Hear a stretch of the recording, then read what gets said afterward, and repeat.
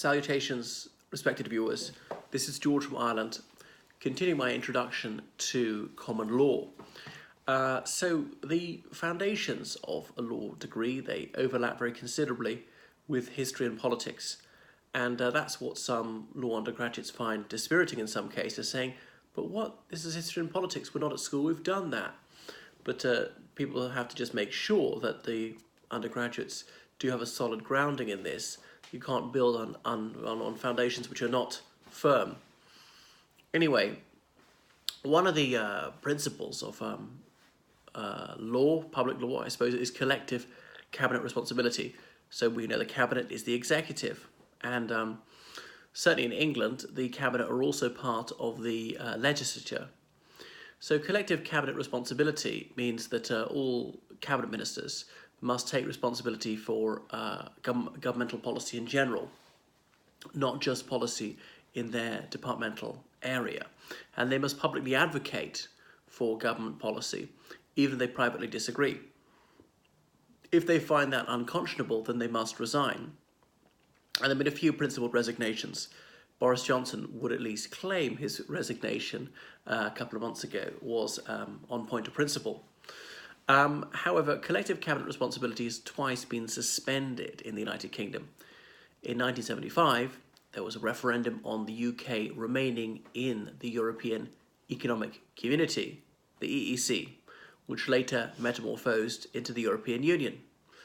So in 1975, Harold Wilson was Prime Minister of a Labour government, and he's suspended the principle of collective cabinet responsibility and permitting cabinet ministers to campaign for either a yes or a no vote in that referendum. So that was suspended on that one issue, not on everything else. Although, sorry, having said that, actually, it was in the 1820s on Catholic emancipation.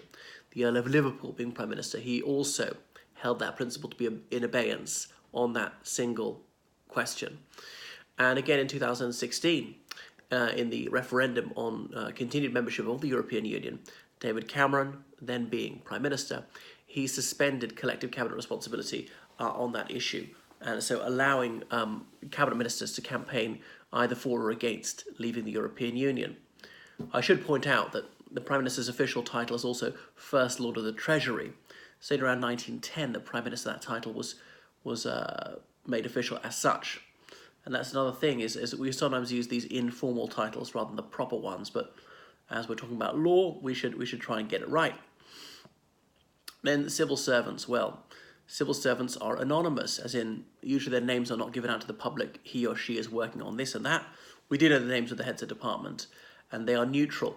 So they have to work as effectively for a Labour government or a Conservative government or an SNP government or a Sinn Féin government or whoever in any part of the United Kingdom. And they have to work to the best of their ability, whether they agree or disagree with that policy. They're also permanent. It's a career civil service. Since the 1850s, the Norfolk Trevelyan reforms, admission to the civil service was on the basis of merit. So people sit exams, and those with the most meritorious results would be allowed to join and be promoted on that basis. It shouldn't be on the basis of blind loyalty or adherence to an ideology. However, the civil service's political neutrality has been significantly undermined in the past quarter of a century. Some special advisors were brought in, I suppose a few even towards the end of Thatcher's era, one of them being the young David Cameron, more under John Major in the mid-90s, and the number tripled under Tony Blair. Special advisors, or SPADs, were brought in. They were political appointees, people who were paid by the taxpayer, but given their job explicitly on the basis that they were advocates for a political party. And then Blair changed the law to empower these special advisors to give instructions to civil servants. A tendentious move, but it's not been rolled back, unfortunately, I submit. The Conservatives often blame things that went wrong on civil servants, saying they're left-wing and they're conspiring against us. Labour, likewise, wish to scapegoat the civil service and say these civil servants, people were right-wingers and attempting to sabotage Labour policy. Could it be possible that the civil service was neutral, as it got it in the neck from both sides? Then again, they're public service sector workers, and public sector workers tend to be Labour voters more than Conservatives or anything else. But anyway, the civil service is there to give candid advice and to do their job disinterestedly, which is not to mean they don't care about it, but they just do it in an even-handed fashion without expecting any particular gain for themselves. And again, this principle has been eroded because there's the revolving door. They will, let's say, help to draw up some new tax regulation, then leave the civil service, go straight into a job in tax planning, which is advising companies how to minimize their tax liability, and do that for a couple of years, and then sometimes go back to the civil service again in a similar role. So you can see there's a blatant conflict of interest there. So there are other examples of the neutrality and the bipartisanship, I suppose, of the civil service. Opposition politicians are entitled to get information from civil servants, not just government politicians can get it. Embassies abroad, they sometimes let opposition politicians stay in the embassy. They give them every assistance. So it's not just for the governing party. And John Major arranged something in 1991, I think. He arranged for the civil service to have extensive meetings with Neil Kinnock, leader of the opposition, because there's a possibility that Kinnock would win the election, his Labour Party would be Prime Minister, and the civil service needed to be prepared for that. So although that kind of looked bad for John Major, because he was admitting there was a significant possibility that Labour would win, he said, no, got to put the national interest first and do what's best for the public, even if that slightly diminishes the chance of his party winning. And that was in consonance with the highest principles of public service. So, okay, common law. Well, I'm going to talk about common law in the sense of, as opposed to statute law. This is where it gets tricky. So common law means those laws which have arisen through past practice. Judges look back at the way things have been done, and this can be said to give rise to common law. It's very confusing since common law is an area within common law. Put another way, common law is an area within English law. Here I'm saying common law in contradistinction to statute law. Imagine you're at school and sixth form don't have to wear a uniform, but the rest of the pupils do. Then a new headmistress comes in and she says sixth form also have to wear a uniform. People say, no, what? No, that can't be right. For a very long time we haven't had to wear a uniform and you're taking away our rights. So that's a little bit like common law. It's justified by past practice, even if it wasn't actually explicitly written as a law.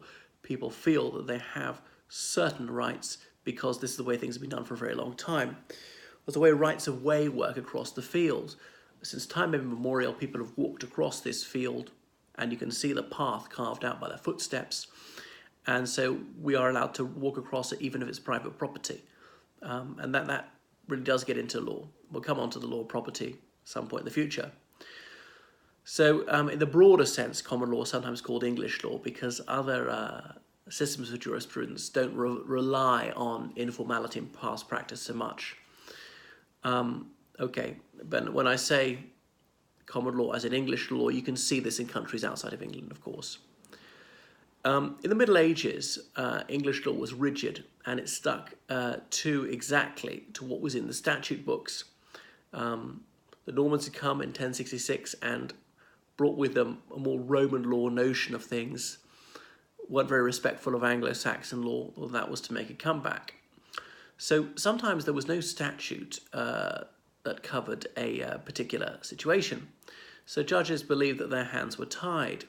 They could not hand down a ruling since the statute book didn't tell them what to do in this particular circumstance. So the judges evolved novel ways of dealing with such predicaments. Judges would look at a situation that was analogous to the one they were dealing with there, and then they would then seek to apply the law in a like manner. So common law is about saying this is the way things have always been done. Common law makes precedent binding, whereas Roman law does not. And that is one of the key dissimilarities between common law and Roman law. There is the expression common law wife. If a man and a woman live together in an intimate relationship, they are said to be common law and law husband and wife. However, this is a misnomer since it doesn't actually confer any legal rights. Nowadays we have civil partnerships. So certain rights and duties may arise in law, but these are not potent and as clear as civil partnership or indeed marriage. Another expression of common law, it's the informal establishment of rights and duties. Well, this is what law textbooks do. They come up with hypothetical situations. Supposing Belinda steals an apple and gets an hour's detention at school. This would create a precedent. If Chuck then steals an apple at school and is expelled, this appears to be very unfair. Why? Because his punishment is much more severe than someone who did something that was just the same a short while before. If, on the other hand, the school had always been expelling people for stealing apples, he wouldn't have so much of an argument. You could say that the penalty imposed was a disproportionate pena, but it was not unprecedented. So precedent applies in other situations as well. People can be found to be committing contempt of court if they behave in a disruptive or disrespectful manner in the courtroom. And the crime of contempt of court existed for a long time by judges ordering people to be held in the cells beneath the court until such time as they purged their contempt, which meant come to say sorry. And now there's a Contempt of Court Act, but even before the Act, there was this common law notion of contempt of court. So law can exist before a statute is passed about it. So some things are legal or indeed illegal because they have been that way since time immemorial. This means that no one can point to a particular time when such a thing did not exist. The earliest documents we have would say that this law is already there, even though it doesn't actually mention a statute. So the idea of sticking to the principle is called stare decisis, as in stand by the decision. So courts follow the decisions of previous courts. Like in the Middle Ages in England, there was a tradition that the king could not tax people without the consent of Parliament. Right, so coming on to the distinction between civil and criminal law. In common law, there are two major divisions, criminal law and civil law. Criminal law relates to things which are a crime. Cases like kidnapping, robbery, arson, and so forth are criminal cases. Lawyers specializing in this area are called criminal lawyers, which doesn't mean these lawyers are criminals themselves. And the judges who hear such cases will sit in criminal courts. Many courtroom dramas focus exclusively on criminal cases because they're thought to be highly exciting and involve a great deal of emotion. However, this is misleading since criminal law is a relatively small area of law, and if you watch one of these cases, you do not have the pyrotechnics that you might see on television. Most lawyers don't deal with criminal. So the great majority of law is civil law, as in non-criminal. Civil law is subdivided into many different areas: family law, admiralty, consular law, international law, human rights law, tort, contract, equity and trusts, many more. And the foregoing areas sometimes overlap with each other. They're interconnected. So civil courts deal with civil matters. So we've got the criminal division and the civil division. Civil matters can become criminal. If in a civil case somebody is ordered to pay damages and he or she does not do so, then this turns into a criminal matter. There are many more examples of when a civil matter can become criminal, but I'll come on to that later, just so long as I've established the distinction between civil law and criminal law within the English common law system.